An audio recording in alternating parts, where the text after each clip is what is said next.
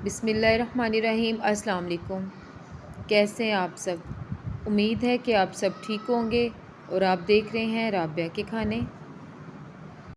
कमर का दर्द, पट्ठों का दर्द, जोड़ों का दर्द, हड्डियों का दर्द, आजकल बड़ों के साथ साथ छोटे बच्चों के साथ भी यही सारे मसले हैं। आज मैं आप लोगों के लिए बहुत ही ज़बरदस्त रेसिपी लेकर आई हूँ। इसको आप एक दफ़ा बना के खा लेंगे ना, आप यकीन करें आपको एक हफ़्ते में इसका रिज़ल्ट मिलेगा। और आप इसको किसी भी टाइम किसी भी वक्त खा सकते हैं, चाहे आप सुबह निहार मुँह खाएं, चाहे आप किसी भी टाइम इसको खा सकते हैं। तो चलें बनाना शुरू करते हैं। और सबसे पहले मैंने यहाँ पे लिया है 1 किलो अलसी। अलसी दो किस्म की होती है।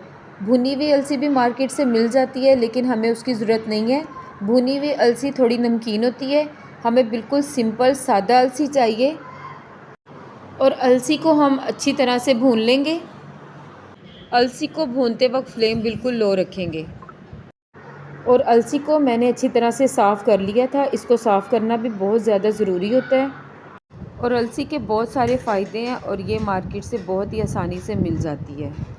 तो अलसी के फ़ायदे की बात करते हैं। ये बालों के लिए बहुत अच्छे होते हैं और दिल की मुख्तलिफ़ बीमारियों के लिए ये बहुत ही फ़ायदेमंद है। पट्ठों और जोड़ों के दर्द के लिए बहुत ही फ़ायदेमंद है। और अलसी के इस्तेमाल से स्किन बहुत ही अच्छी होती है। अलसी में बहुत सारे फ़ाइबर पाए जाते हैं और मुख्तलिफ़ कैंसर की बीमारियों के लिए बहुत से फ़ायदेमंद है। अलसी के बीज शुगर की बीमारियों के लिए भी बहुत अच्छे हैं और ये शुगर को कंट्रोल में रखता है। और जिस्म के मुख्तलिफ़ हिस्सों में जो सूजन हो जाती है उनके लिए भी बहुत फ़ायदेमंद है। और ये कोलेस्ट्रॉल को भी कम करता है। अलसी मोटापे के लिए भी बहुत ज़्यादा फ़ायदेमंद है। अलसी के बहुत सारे फ़ायदे हैं और ये ताकत का ख़जाना है। और अलसी हाजमे के लिए भी बहुत ज़्यादा फ़ायदेमंद है। अलसी के इतने ज़्यादा फ़ायदे हैं कि आप लोग इसको हर बीमारी के लिए खा सकते हैं। और अलसी को मैंने अच्छी तरह से भून लिया है। अब हम फ्लेम ऑफ़ कर देंगे।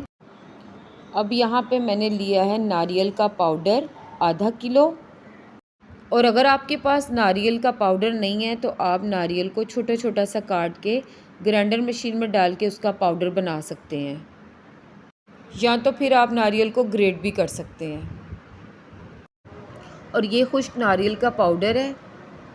ऑयल के बगैर हम इसे थोड़ा सा भून लेंगे। इसमें ऑयल शामिल नहीं करना क्योंकि नारियल में पहले से ही ऑयल मौजूद होता है।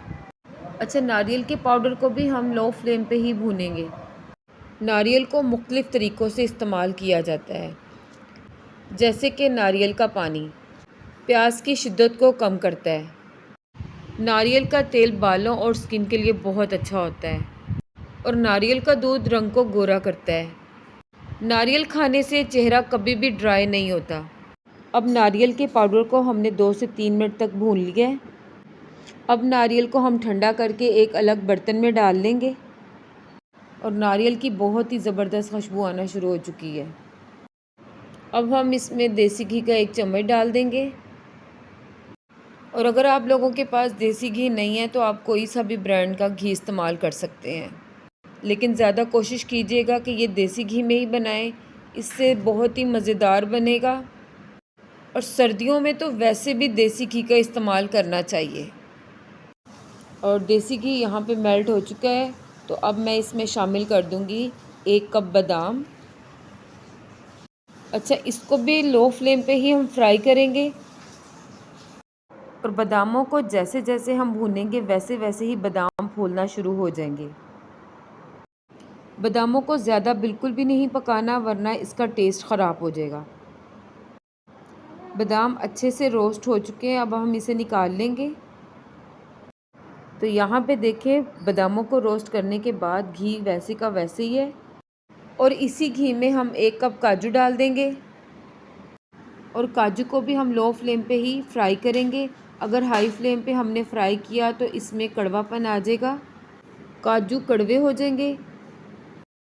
तो ये देखिए, इसका कलर चेंज हो चुका है और 2 से 3 मिनट हो चुके हैं हम इसको फ्राई करते हुए। अब हम इसे निकाल लेंगे। अब मैं उसी घी में शामिल कर दूंगी आधा कप किशमिश। और किशमिश दो किस्म की होती है, ब्लैक कलर की और ब्राउन कलर की। और किशमिश हमारे किस काम आती है और ये हमें क्या फ़ायदा दे सकती है, और इसका इस्तेमाल किन लोगों को करना चाहिए। और जिन लोगों का ब्लड प्रेशर हाई रहता है, ये उन लोगों के लिए बहुत बेस्ट है। और किशमिश ब्लड प्रेशर होने से बचाता है। किशमिश को हर कोई अफोर्ड कर सकता है और किशमिश की कीमत बहुत ज़्यादा कम है, लेकिन इसमें बहुत ज़्यादा ताकत होती है। ये ताकत का ख़जाना है। और किशमिश में vitamin A, vitamin E, vitamin C, vitamin K पाया जाता है। और किशमिश में 300 के करीब कैलोरीज़ होती हैं। और अगर आप लोगों के जिस्म में आयरन की कमी है तो आप लोगों को किशमिश का इस्तेमाल करना चाहिए। और 2 से 3 मिनट हो गए हैं हमें इसे फ्राई करते हुए। अब हम इसे निकाल लेंगे। अब मैं फिर से इसके अंदर 2 चम्मच देसी घी के शामिल कर दूंगी। अब इसी घी में मैं शामिल कर दूंगी फूल मखाने, आधा किलो यानी कि 500 ग्राम। और जिन लोगों को कैल्शियम की कमी है और जिन लोगों की हड्डियों में बहुत ज़्यादा दर्द रहता है और जोड़ों का दर्द है, बहुत ज़्यादा कमज़ोरी है, और जिनके कमर में बहुत ज़्यादा दर्द रहता है, वो अपने रोज़ की रूटीन में फूल मखाने खाना शुरू कर दें। और फूल मखाने मार्केट से बहुत ही आसानी से मिल जाते हैं। और जो औरतें हर वक्त थकी थकी सी रहती हैं और जिनके जिस्म में बहुत ज़्यादा दर्द रहता है, तो बस आप लोग फूल मखाना खाना शुरू कर दें तो आपके हर मसले का हल इस फूल मखाने के अंदर है। तो फूल मखाने भी अच्छी तरह से रोस्ट हो चुके हैं। अब हम फ्लेम ऑफ कर देंगे और इसको भी ठंडा कर लेंगे। अब मैं ये सारी चीज़ों को ग्राइंडर मशीन में डाल के इसका पाउडर बना लूँगी।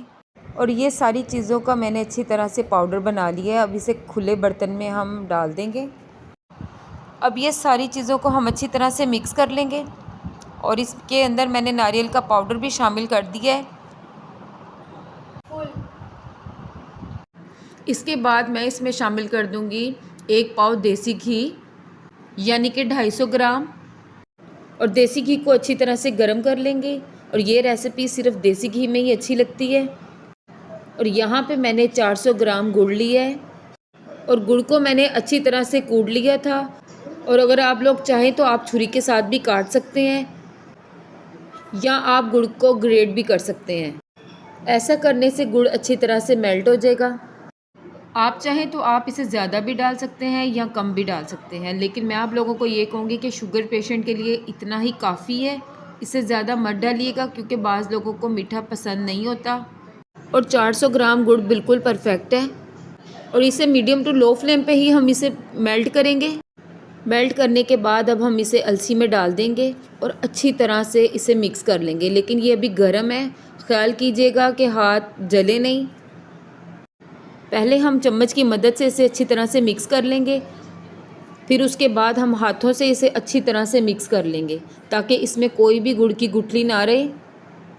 और मिक्स करने के दौरान हमने इसके अंदर किशमिश भी डाल दी है। और इसके बनाने के बाद आप इसे फ्रिज में भी रख सकते हैं और इसका खाने का टाइम आप किसी भी टाइम खा सकते हैं। ज़रूरी नहीं है कि इसका कोई टाइम मुकर्रर होगा कि हमने इसी टाइम ही खाना है, नहीं, आपको जब दिल चाहे तो आप इसका इस्तेमाल कर सकते हैं। अब मैं आऊँगी नई रेसिपी के साथ। अल्लाह हाफिज़।